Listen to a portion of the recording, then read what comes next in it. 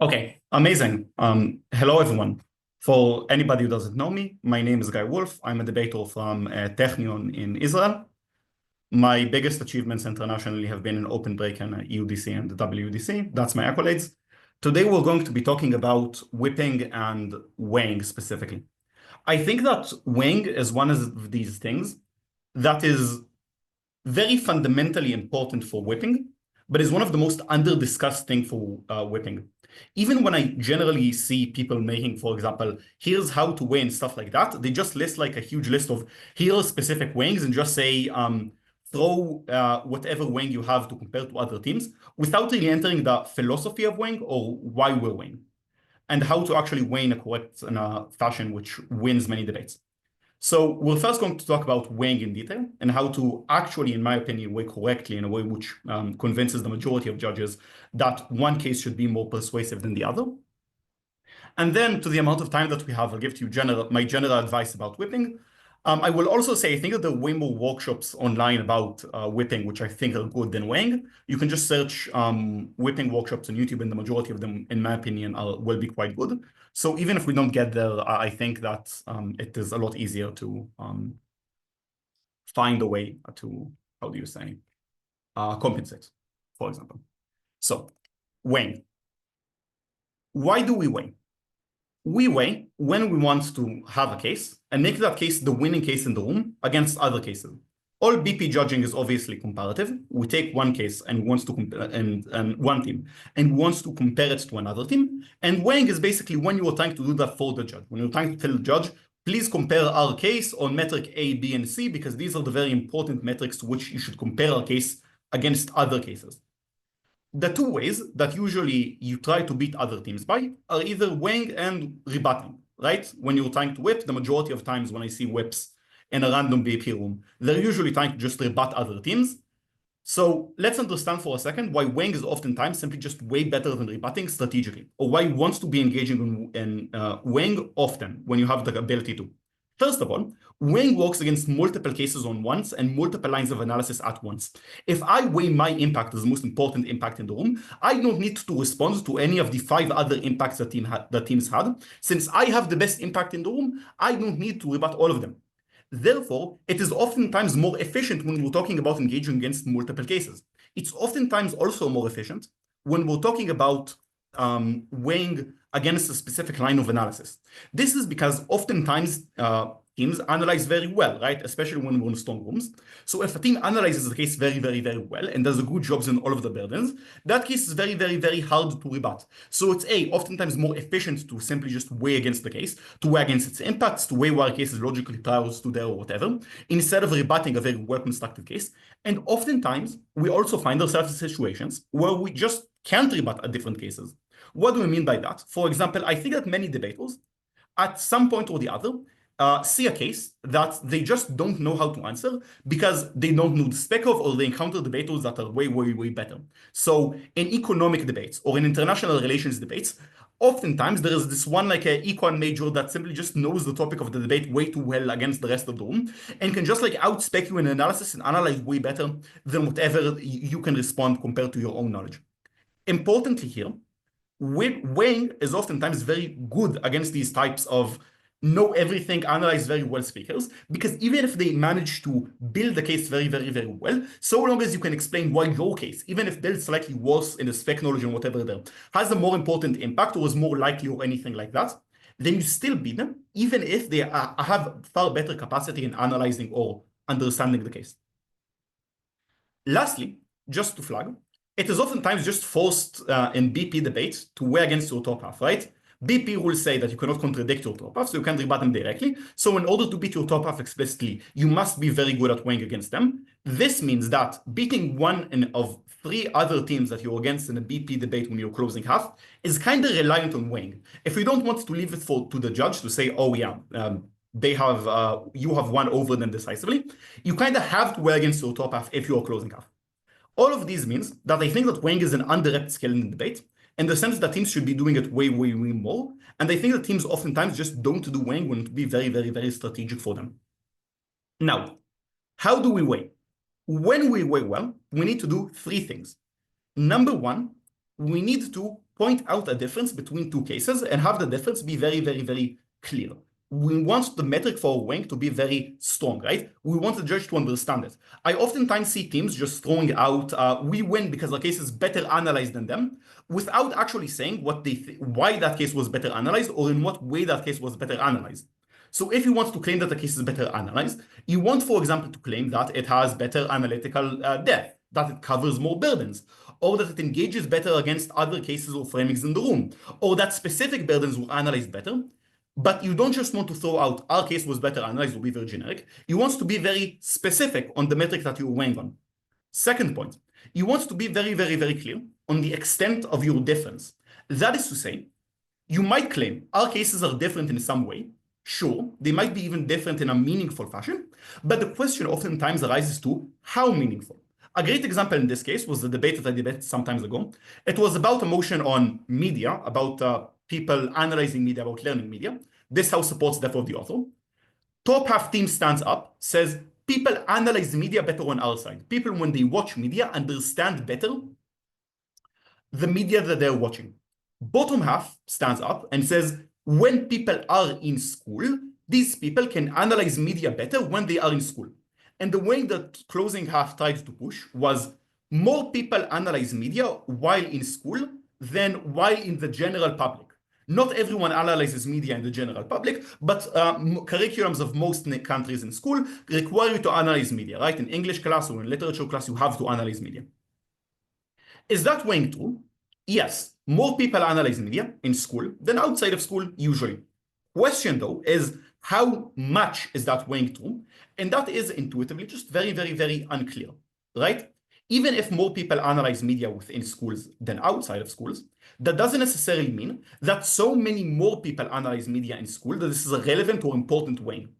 This is because, for example, many people just don't care for what they're doing in schools, or because many people are engaged in media outside of schools. Just saying more people are engaged in media when in school than outside of school is not a good weighing to explain why your case about analyzing media while in school ought to be the case about analyzing media outside of school. What would then be the solution? Be very clear about the extent of difference. That is to say, how much more people analyze media in school versus out of school would make that weighing much stronger, right? If we actually come in and we analyze and explain why many more people engage in media only when they're in school, because they don't care for engaging it outside in school, or because I don't know, even when they do engage, you don't engage in a meaningful depth that they engage in during school or any other reason. We make that weighing way, way, way more stronger than when we just point out the difference while not explaining its extent. Lastly, you want to be very, very, very clear on why the difference matters. That is to say, many times people just throw out a difference, and the difference matters to some extent, but it doesn't necessarily matter all that much. For example, if I simply just analyze a case about a group which is intuitively more vulnerable than another group, for example, Team A runs an impact about men, and Team B runs the exact same impact about women, and Team B says women are more vulnerable than men. This is the difference. Explains to you how much women are more vulnerable than men. Sure, they have shown a difference. And in the case of women versus men, I would even hazard to say the average judge in the world, or even the average informed voter, does somewhat care about protecting weak individuals, right? The average informed voter probably thinks that protecting someone who is weak is more important than protecting someone who is stronger. Therefore, in men versus women, that might work. But in the case of, for example, an ethnic minority that is 10% of the population and an ethnic majority that is 90% of the population, usually we would say, even if that ethnic minority is more vulnerable, simply just saying they are more vulnerable by itself is insufficient.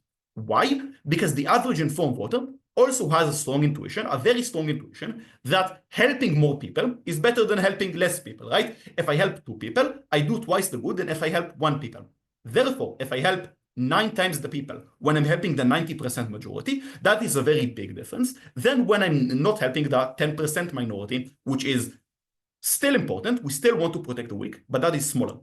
What does that mean specifically?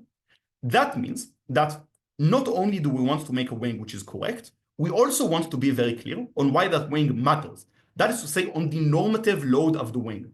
I'll talk later on how specifically think that we ought to weigh minority cases or cases about vulnerable populations. But just intuitively, I think that, for example, pointing out that that 10% ethnic minority is, for example, we as society owe them more protection because of how society has mistreated them in the past, or that even if they have the same impact, they suffer more under that same impact for different reasons, makes that weighing far clearer. You don't just throw out a reason for a weighing or even explain the difference between that reason for a weighing to a significant extent, but you also explain why that reason ought to be considered as important. All of these together create what is a good weighing. A good weighing is a weighing which oftentimes requires analysis, like any case, and is a weighing that is very clear on why it should be debate winning or debate comparative. That is to say, you don't just want to throw out here's what case difference. You want to justify why each weighing ought to be very important and very winning. Until now, are there any questions? If you have any question, please do not hesitate to write it in chat. Either now or later within this workshop, I will answer at specific points. You know, if you have anything to ask, anything in clarity, whatever. All right. Now, this has been about the basic of weighing, how to construct a weighing and how to justify it. Point out difference, explain extent, explain reason why it matters. Let me see here. Okay. I've been asked to talk again about the example of the motion about media.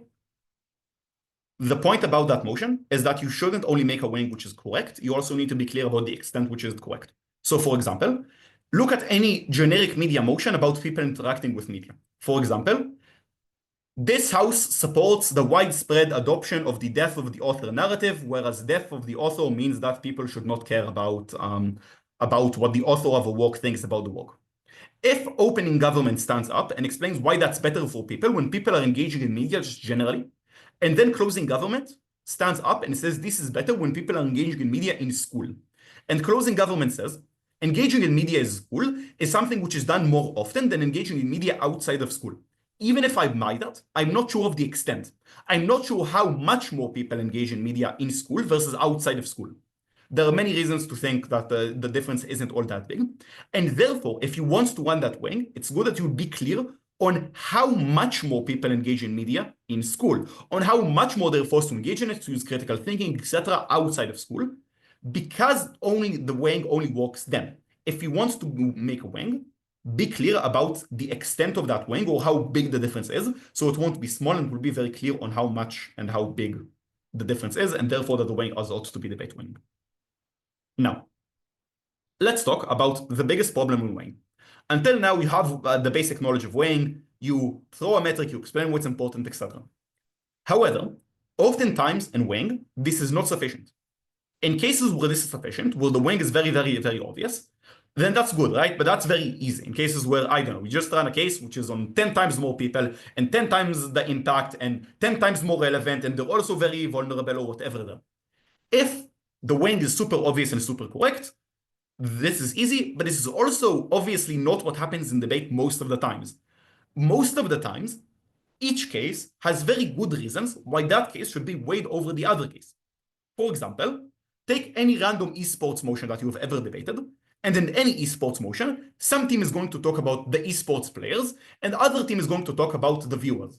How do we weigh players versus viewers? One team says players are more important because players have higher impact on them. Other team says viewers are more important because there are more viewers than players.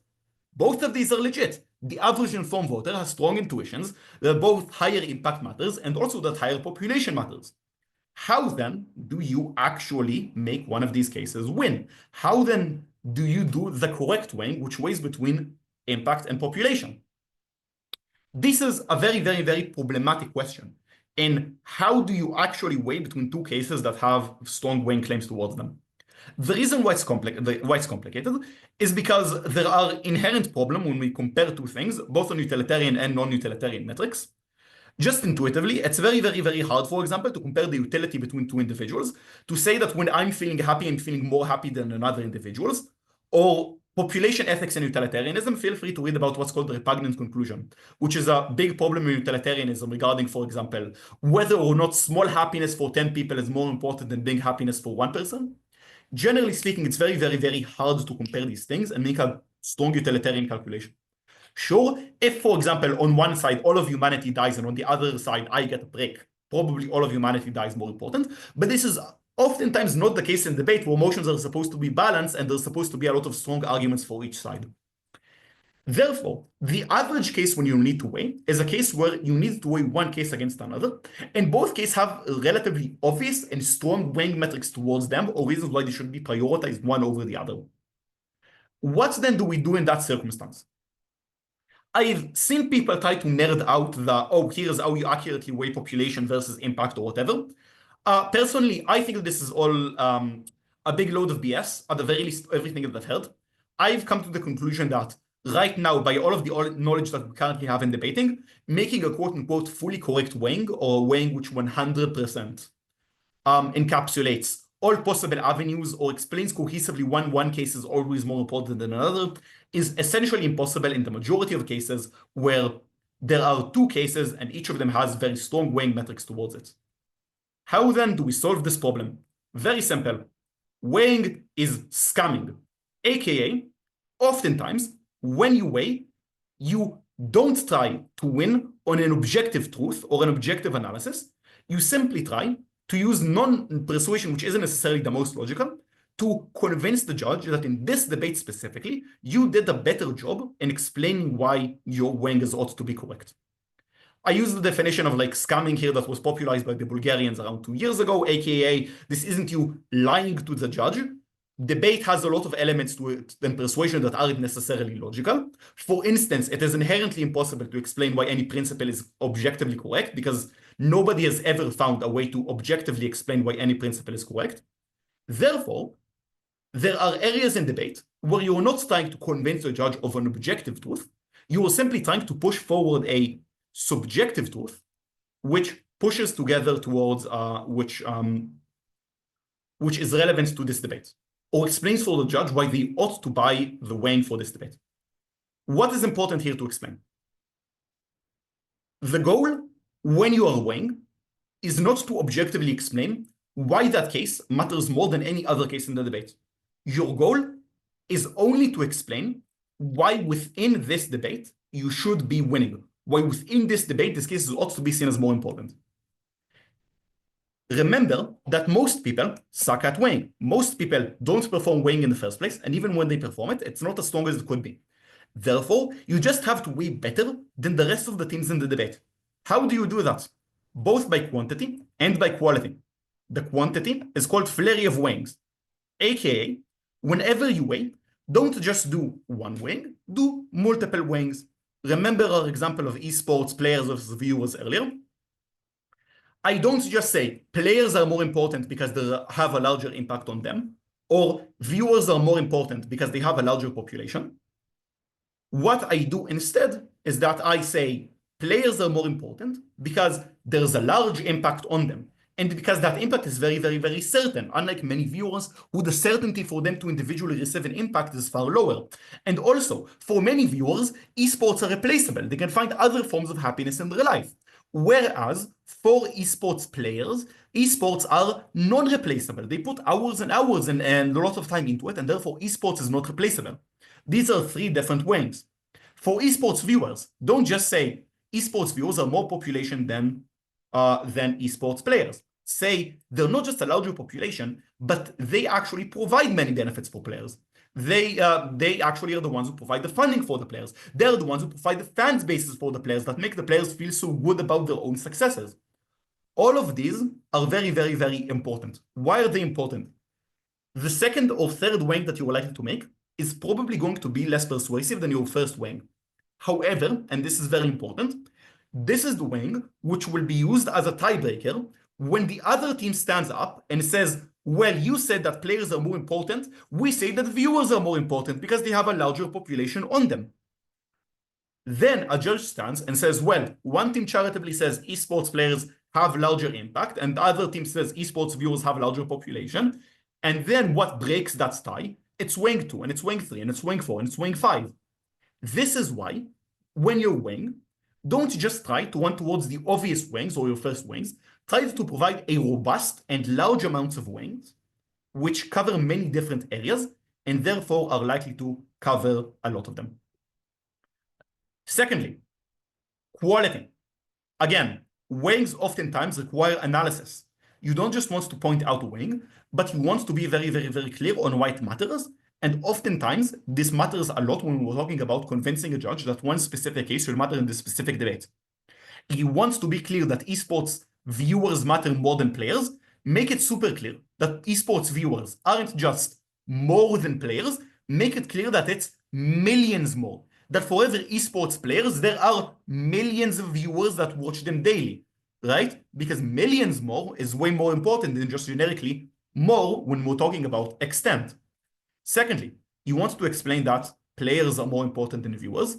Don't just say that the impact on players is larger, but be very, very, very clear on why it's larger. Be clear on how esports is the life of that players, how much it matters for them, how much it is everything they're thinking about when they're waking up, when they're going down, how much esports is their goal in their entire life, and how much is crucially important for them, the impact on themselves, because that's literally everything that they're doing 24/7. When you make it very, very, very clear on the quality of your weighing locally, that means that even in cases where there are obvious weighing metrics towards both sides, you win on the weighing metric towards you. Any question right now? On the repugnant conclusion, it's not directly relevant to the weighing workshop, so I'll say it in short. The repugnant conclusion is a weird thought experiment in philosophy that says that no matter how much ideal you can imagine a world, you can always imagine a world in which the average person does worse, but there's more people. So if you just sum up the total utility that everyone has, you can always imagine a world in which people are just scraping by and will live better, which makes utilitarianism seem very weird in regards to population ethics. Then many people say, oh, but take average utility, but average utility also has very simple, very weird things regarding that.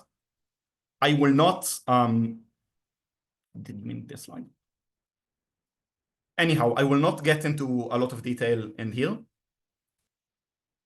but just repugnant conclusion.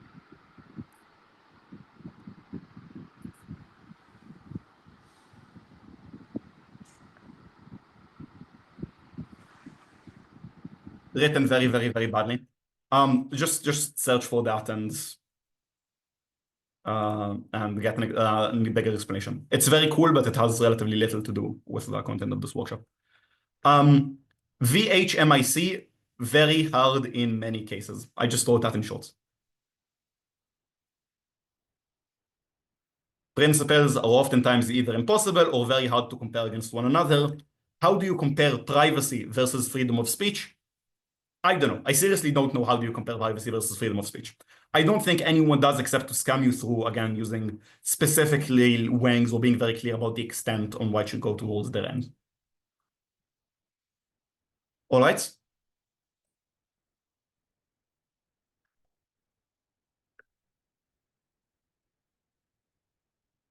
Okay, what if rather than the same stakeholder being parted for? How do we apply this then? I would be, if we were talking about the same stakeholder being applied in two different ways, I would still identify what are the different ways that this impact matters for them, and then, again, be either very clear on the quantity or the quality of why it matters.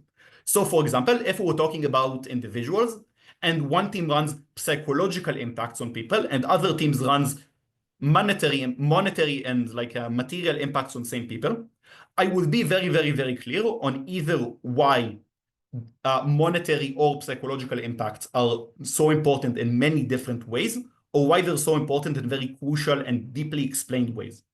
For example, I would not just, for example, there's all of these very obvious prior weighings that throw around, such as your material well-being doesn't matter if your psychological state is harmed, or another person can claim your psychological state doesn't matter if you're dirt poor and are going to die soon because you have no access to adequate healthcare, etc.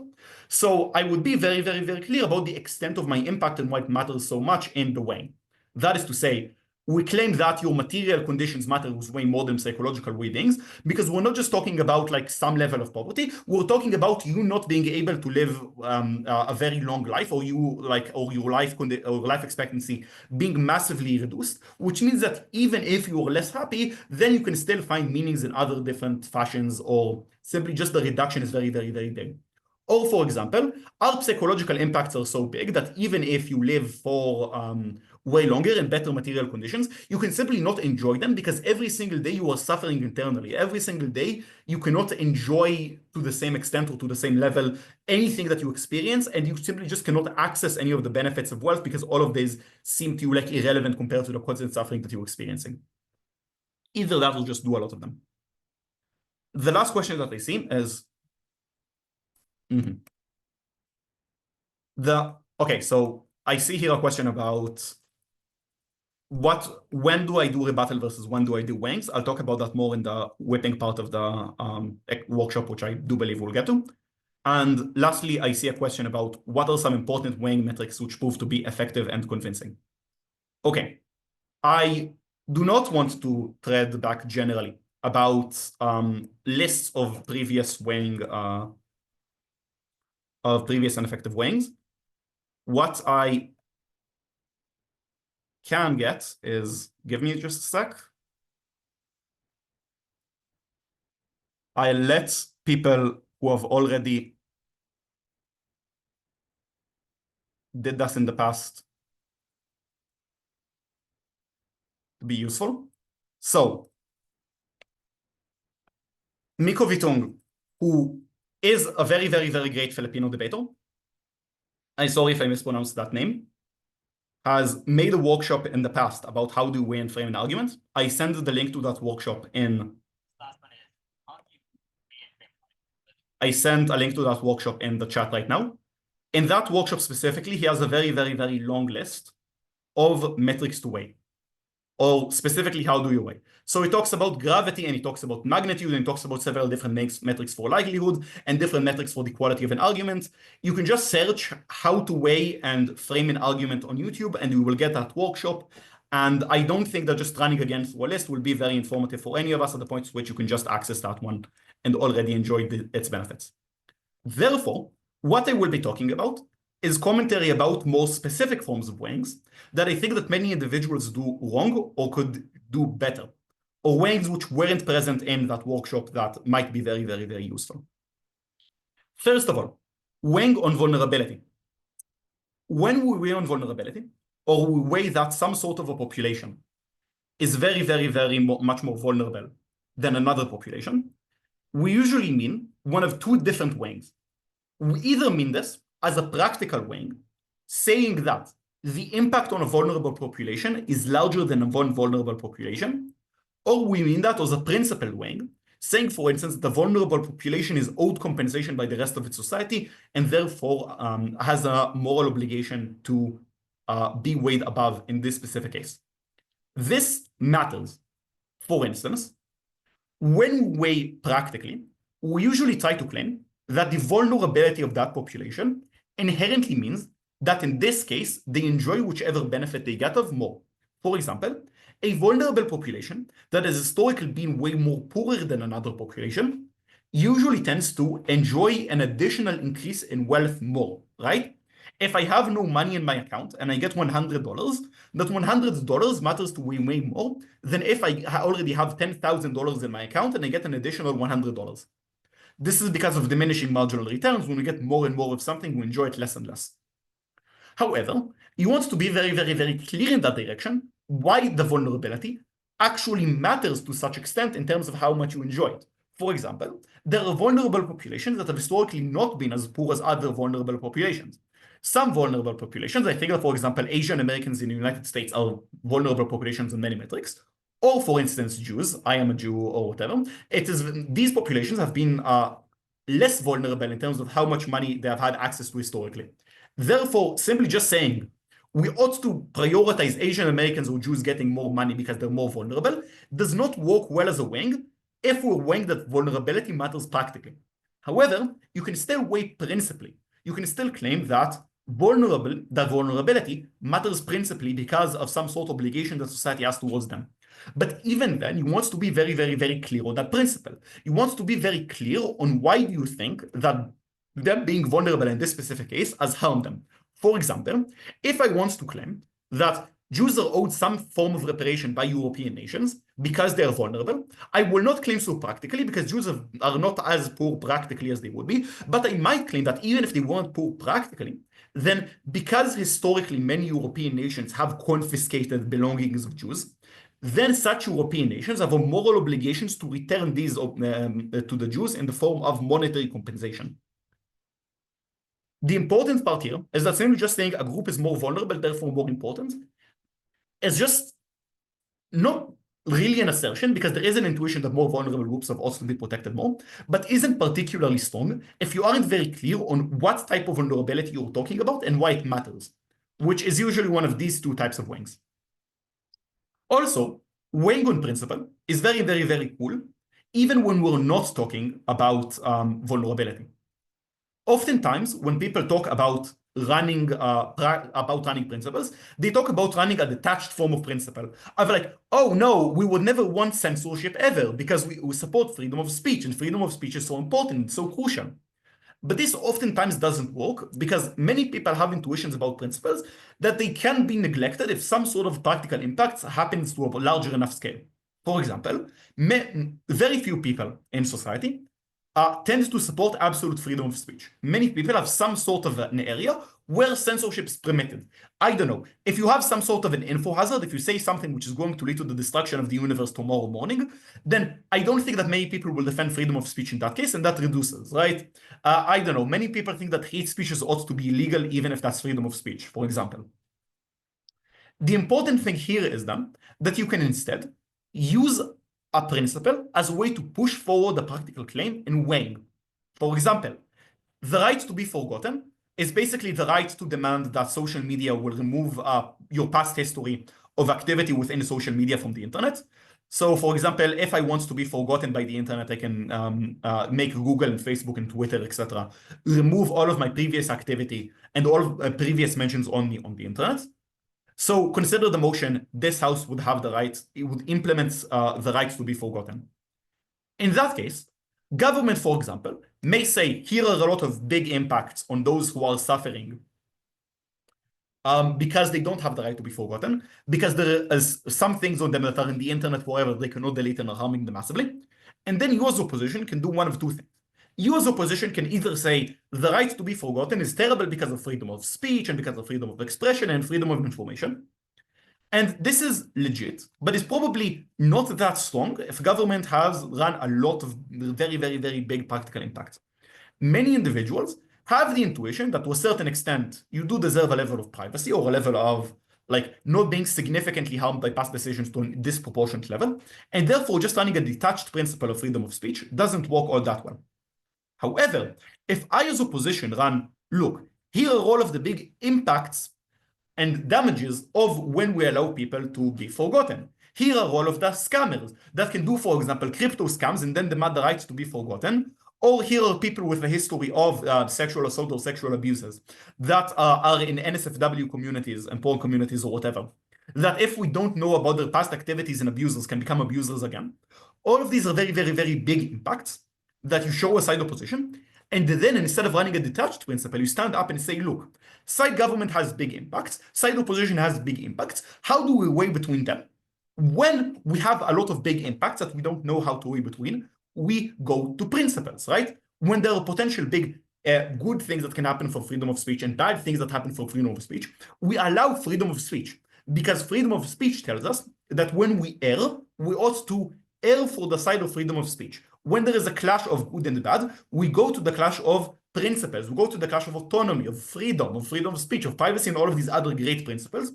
That instead of using them practically or trying to push them instead of just using them in a detached fashion, we use them to push a practical impact into the debate and use that as weighing. All right, is that clear?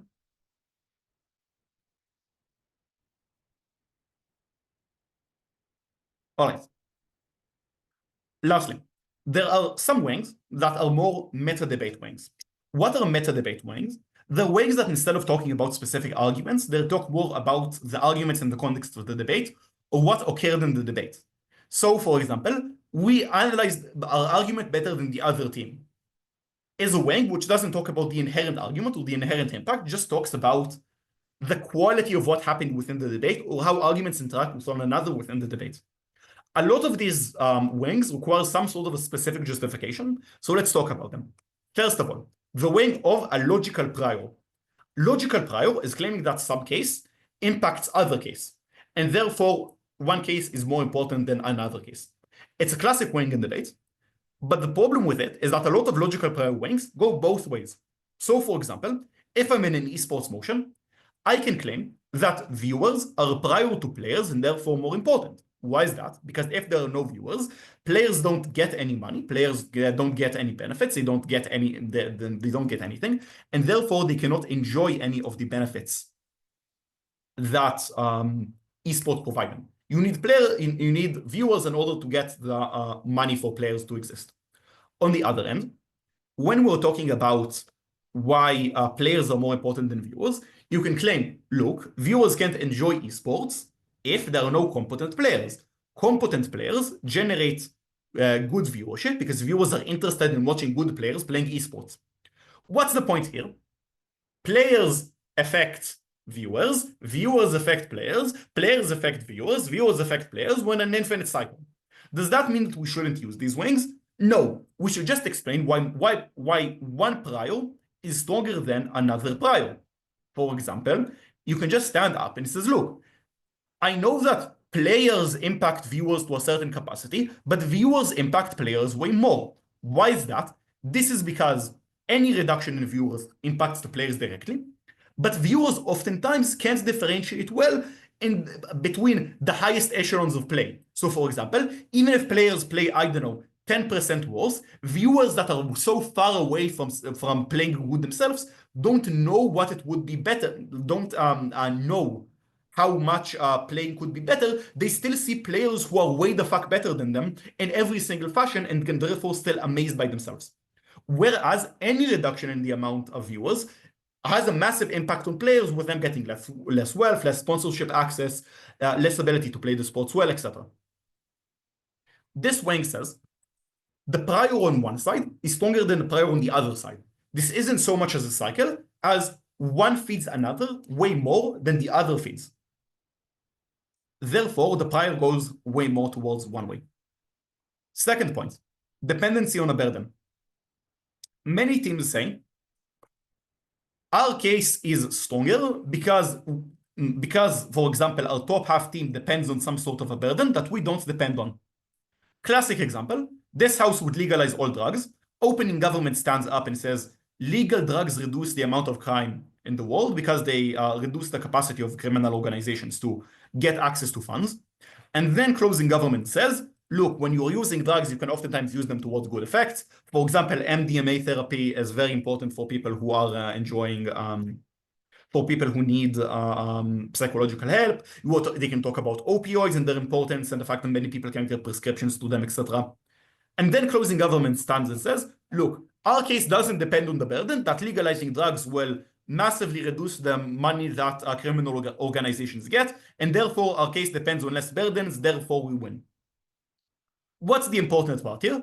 Depending on more burdens doesn't necessarily mean anything by itself if you don't show why that dependency is important. When you claim that some team is dependent on a burden that you are not dependent on, you need to show why that dependency is crucial.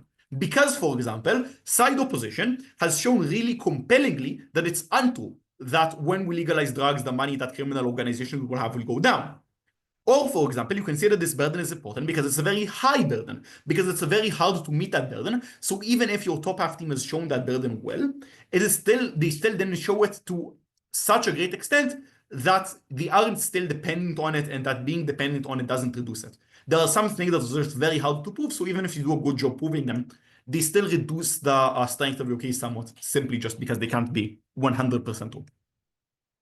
Lastly, on responsiveness, you also want to explain why responsiveness is important. Just saying, like many teams do, our case responds to OO, whereas OG did not respond to OO, doesn't matter if OG beat OO regardless, right, intuitively. If OG ran a case and OO ran a different case and CG runs a case that responds to OO, sure, they responded to them, but so long as OG beats OO independently, the average judge stands around and says, why do I care that you respond to them if OG managed to beat them regardless? The simplest way to use this in a form of justification is just to use responsiveness as a way to increase your extent. For example, by OG not responding to OO, they still beat them, but they beat them on a smaller margin than what we beat them by. We create a far larger margin because we beat opening opposition as well directly. Or by responding to OO, we also co-opt the OO impact. Sure, the OO impacts weren't enough to beat OG by themselves, but by both having our own independent impacts and the OO impacts, we simply have way more impacts than OG at the point at which we from CG responded to OO and stole their impacts as well. All of these things, if you want the question of why they were dependent on something that we're not, or we're better responsible for them, remember to justify that very concretely as to why that matters within the context of this specific debate. All right, again, I'll take questions again here. Often judges find it hard to buy principle-based arguments impacting over pragmatic ones. Are there specific areas within argumentation or weighing that can help better justify and ground principled arguments? So the principled arguments discussion, I would say, is a generally pretty complex discussion, which doesn't necessarily all map directly towards this workshop. I will say about principles, I think that just reading philosophy helps oftentimes. It's one of these things that if you read more actual justification when you're talking about morality, you get a lot of direct and concrete justifications. For example, when you read philosophers trying to justify freedom of speech, you can actually get a lot of lines of analysis that can be used to ground that. Be very specific on scamming and like examples and concreteness. That is to say, don't just try to want principles on the air, but try to be very concrete about your principle and what matters in the context of the debate. For example, freedom of speech doesn't necessarily always matter, but it matters heavily in some debates. For example, when heavy censorship occurs. Try to want abstract principles only in debates where the principle kind of screams from the debate or is very important from the debate. Lastly, again, if you can't ground the principle, just use the principle as weighings. Returning to here, instead of just running freedom of speech, run practical impacts and weigh these practical impacts using freedom of speech. Run practical impact and then say, look, our impact is more important because when we compare between two big practical impacts, we use freedom of speech as a delimiter. We say, when there are good consequences for speech and bad consequences of speech, we take freedom of speech as the way to weigh between these two things, which makes the principle far more grounded and concrete. Instead of just running a principle without impact, you use the principle on the impact, which makes the principle seem very concrete and very strong. All right? Lastly, re-explain the second bullet point. Okay, so dependency on a burden.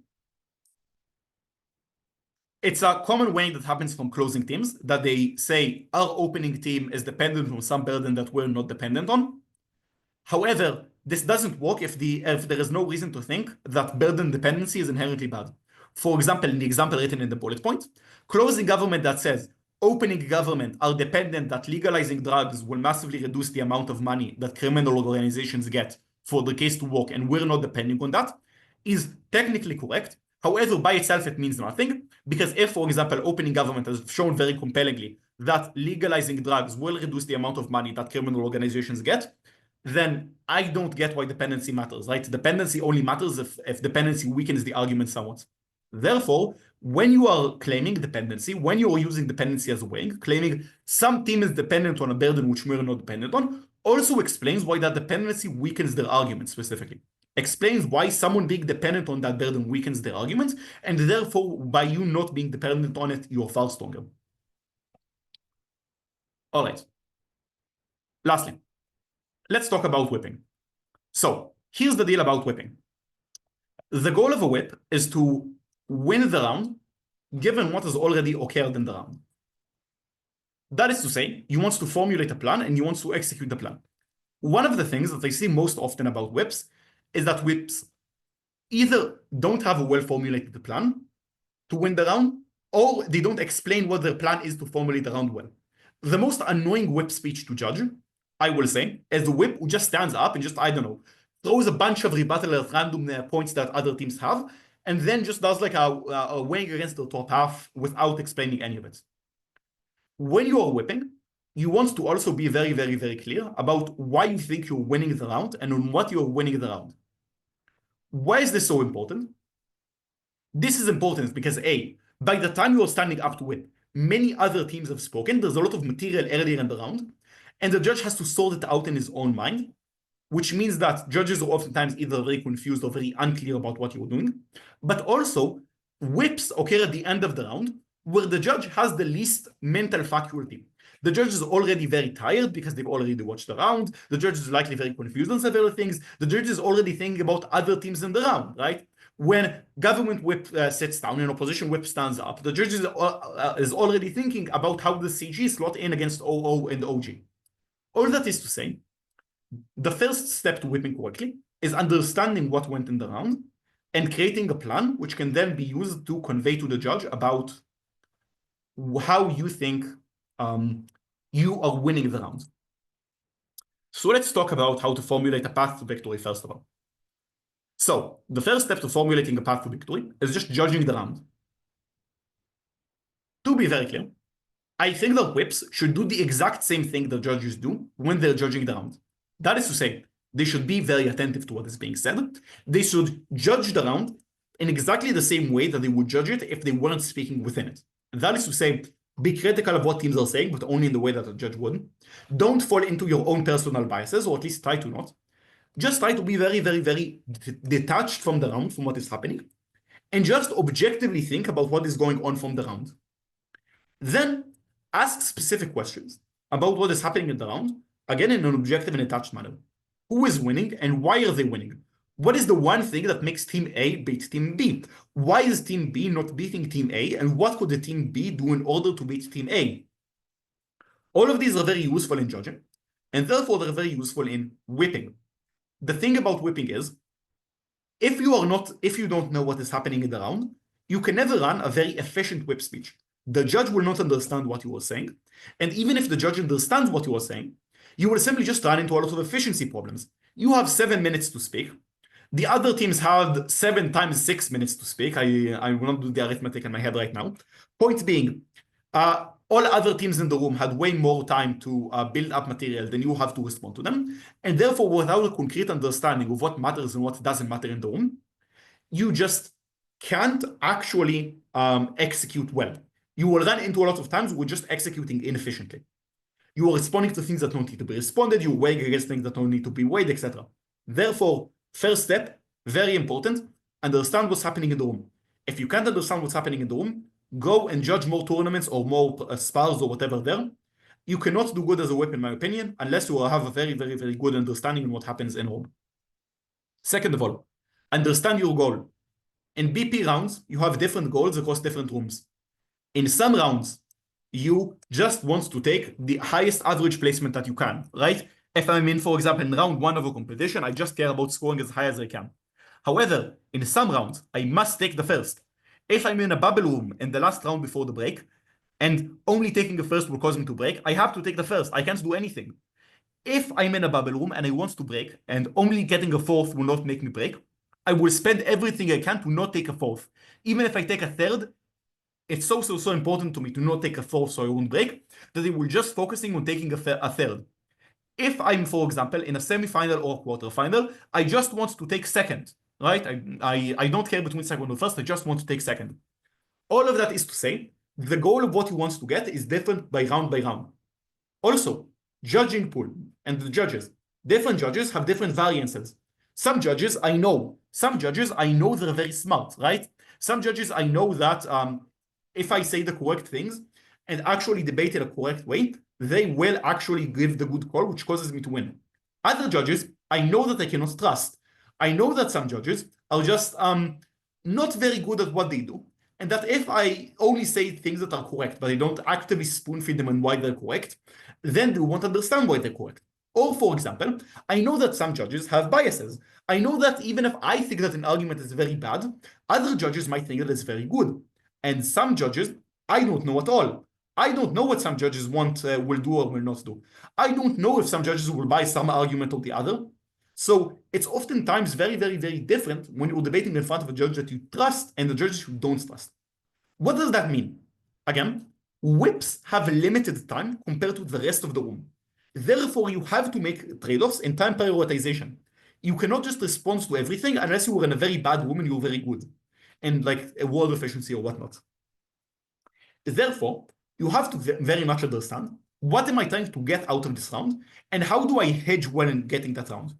Am I hyper-focusing on the team that's currently leading in the room and trying to beat it because I have to take a first? Or am I hyper-focusing on the team that's getting a fourth in order to ensure that I'm getting a third? Or am I trying to balance it out? Do I just not know what the judge is doing? So I have to put some level of effort across all teams in all cases to show that I'm responding to all of them and that I'm not neglecting any of them. These are, give me a sec.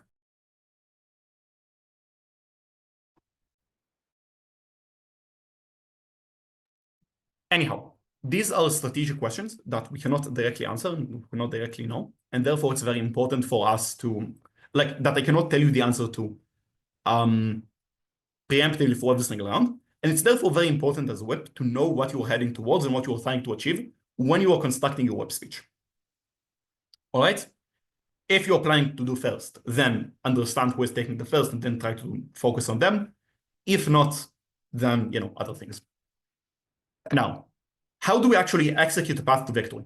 First of all, when we're trying to execute a path to victory, they all start with a strategic member speech. That is to say, if your member did a bad job, then you as a whip will also probably do a bad job. Therefore, a large part of whipping is ensuring that your member is actually good. A large part of whipping is ensuring that the extension is in order, that your member knows what they're doing and they knows how to be strategic in the context of the room. And therefore, the whip oftentimes dictates the extension, or at the very least focuses the member on specific parts. Since the whip is the one who is focusing on the room, who is already listening to the room and thinking about what is strong and what isn't, and the member has to spend a lot more time with analyzing or like building up the case, the whip is the one who oftentimes tells to the member, look, I need you to run this, or I need you to focus on this impact, or I need you to do X, Y, or Z, because the whip is the one who has the better strategic understanding, and the member, by the rules of new material in BP, is the one who has the better capacity to execute a lot of new material required in the room. Therefore, a large part of whipping is just ensuring that your member is in order. Then, what do you do in your whip speech? First of all, make it very explicit about why you are winning and about why you're going to win the round. Don't just do rebuttal or whatever. Also do some level of meta debate. Talk with the judge. Explain to the judge.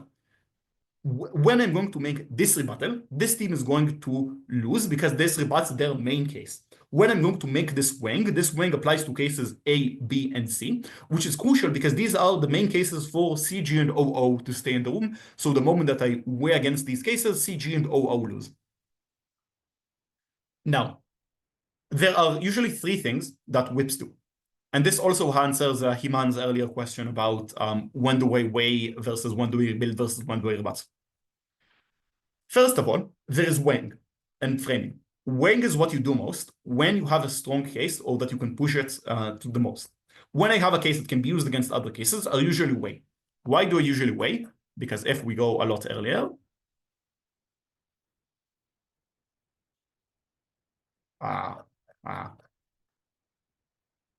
weighing has a lot of advantages versus rebuttal.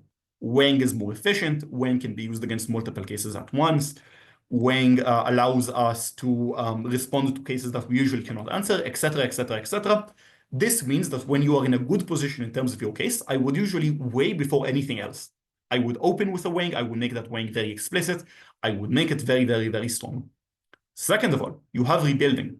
Rebuilding is mostly used when your case is mid, when your case is good, but it has problems within it. Then I would rebuild the case to make it strong and execute a weighing. Lastly, there is rebuttal. I think that direct rebuttal should be done mostly when A, your case is weak, when you cannot push that case to beat another case.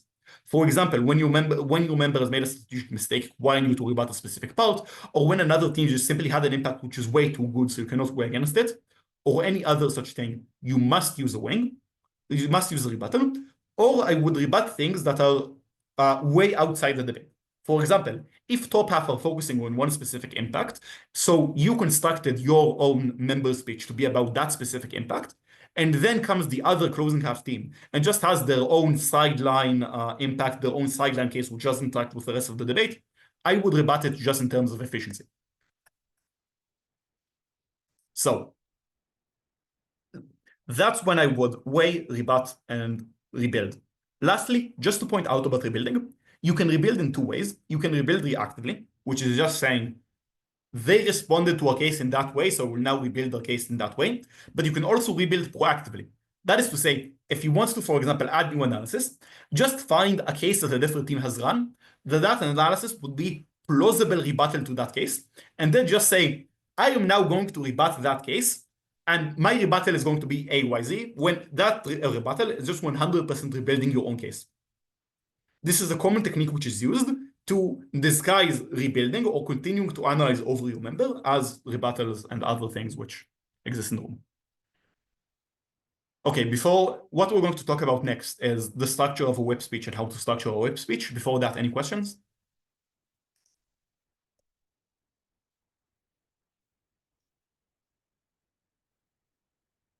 All right. So how do we structure a whip speech? Like that. Okay. How do we structure a whip speech? Structure is very crucial for whip speeches. Why is that the case? Because again, when you are whipping, judges are the least attentive. They're tired, they're focusing on other comparisons. Judges also, generally speaking, tend to rate cases of closing half teams based on the member, because the member is the one who provides the bulk of the analysis usually. This means that whips, generally speaking, especially when they're trying to climb up from a low position to a high position, tends to encounter a lot of bias in front of judges, which means that they have to be very clear on their structure and very easy for judges to understand. Now, there are usually three types of whip speeches. One is by teams. By teams, you know what this says. This is the majority of whip speeches that I see across the world. We will first respond to OG, then to CG, then we're against OO. This type of speech is only clear and is only good in one case, when all of teams in the room are completely different and have nothing to do with each other. If that's the case, you have to wait by teams. There is nothing else to do. But if teams are running on the same ideas, I would usually not whip by teams. I think that whipping by teams in that case is relatively unclear and requires you to tread ground. For example, if both top half teams talk about the same impact, instead of saying, I'm now going to respond to OG, rebut that impact, and now to OO, weigh against that impact, just say, I am going to weigh against that impact, weigh against it. Note that this is relevant for both opening government and opening opposition.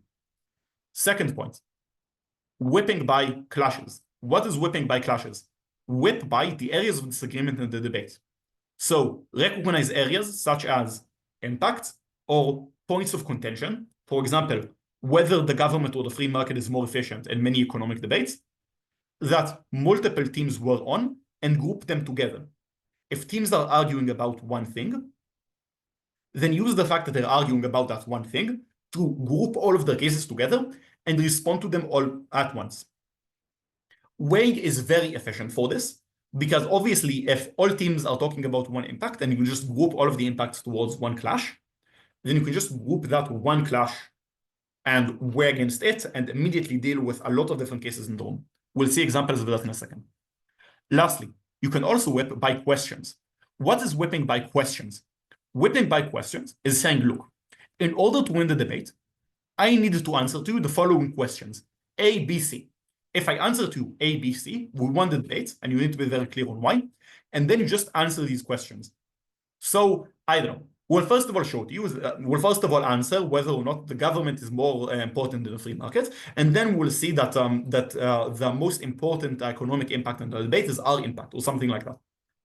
If you have very strong skills in explaining to the judge why what you're doing matters, then oftentimes constructing a very obvious logical flow to your speech, not just saying there is area A, B, and C, but rather, this is the things that I am going to show to you that we need in order to win the debate, and this is why, is probably the clearest way to do a whip speech, because you directly explain to the judge in a very clear and flowing way why you have won that speech. We'll see an example of that in a second. Obviously, you can combine these types. So if top half talks to you about, I don't know, two different impacts, and then CG comes in and does something completely different, you can whip top half by clashes and then deal with CG independently. All right. what do clashes and questions look like? For example, let's start talking about clashes. So this house would legalize all drugs, you're closing government.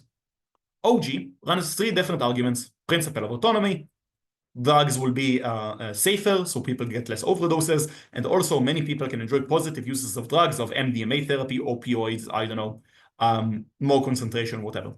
OO says that drugs affect the users of the drugs negatively, and also that drugs cause crime. Drugs on the street cause crime. CG, which is you, stands up and explains why legalizes drugs reduces overall crime. CO then stands up and says that A, drugs cause social dependency, and 2, individuals did not consent to take drugs. So therefore, it is illegitimate in many cases. They're pushed on them. They have no choice. And they're therefore forced to enact in things that they wouldn't want to act in otherwise.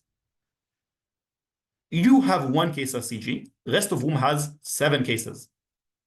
Dealing with all of these 7 cases independently, team by team, will be very hard because you only have 7 minutes. So that's 1 minute per case. However, if you notice for a second, there is a very clear dividing line between these 2 cases. There are cases which talk to you about the impact on the individual drug user. This is, for example, all of the OG cases are about individual users. OO's first case about affecting the users negatively and about individuals not consenting to take drugs also affect the users of the drugs. There are also cases that talk about the social impacts on the drugs, about social dependency of CO, about drugs causing crime from OO, and about legalizing drugs reduces crime from CG. Therefore, the way to most efficiently whip, and whip clearly, would be to whip by clashes. The clash on the individual and the clash on society. So I would stand up and say, panel, there are 2 questions in this debate. There is the question of impact on individual users and the question of impact on society. I would then weigh explicitly why the impact on the individual matters less. Flag that, for example, all OG cases rely on the individual and therefore this wing works against them, and only respond to the cases about society. This significantly reduces the amount of workload that you have to do because you right now take 1, 2, 3, 4, 5 cases and combine them into one thing that you're doing, into one wing, which applies to all of these cases against your case, massively reducing the amount of work that you need to do through whipping by grouping together cases into a coherent clash of ideas which you're weighing against. Then there are questions. Consider the following. This house is the feminist movement, will promote feminist porn. You are once again closing government. Opening government stands up and says feminist porn consumers are better than feminist non-porn consumers. As in, they do less sexual violence, they have better opinions about women, whatever. Opening opposition stands up and says, A, that the porn market will not significantly change just because the feminist movement promotes feminist porn, and B, that promoting feminist porn will legitimize the watching of porn and cause harm because this legitimizes the watching of porn. Then you are closing government. You claim that A, this improves the working conditions of sex workers, that promoting feminist porn improves the working conditions of sex workers within the porn industry, and B, that promoting feminist porn will lead to a massive increase in its popularity, and therefore change the market. Lastly, closing opposition stands up and says porn is inherently exploitative and the feminist movement should not be engaging in promoting it. You could group this debate into clashes, but I think that grouping this debate into clashes kind of misses that this debate also has kind of a logical flow to it, and that the clashes would be very diverse.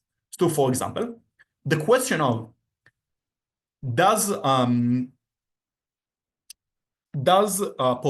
is the feminist movement promoting feminist porn causing a large change in the porn markets and how consumers consume porn? This by itself is a very major question in the debate, and it comes relatively at the beginning, right? The opening government argument, for example, that feminist porn consumers are better than non-feminist porn consumers,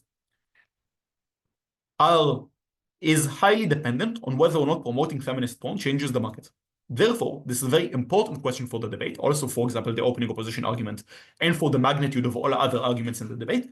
And therefore, this should likely come first as an early question in the debate, in terms of this is the first question that closing governments needs to answer in order to show that it is beaten the room, and it is beaten it decisively. Then there is the question of impact.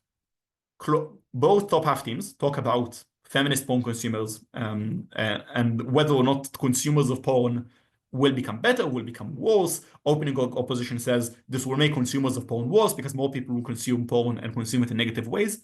You, as closing government, wants to then weigh against it, right? You want to explain that the impact on sex workers matters for the feminist movement more. So as a second question, you might say, what is the most important impact from promoting feminist porn?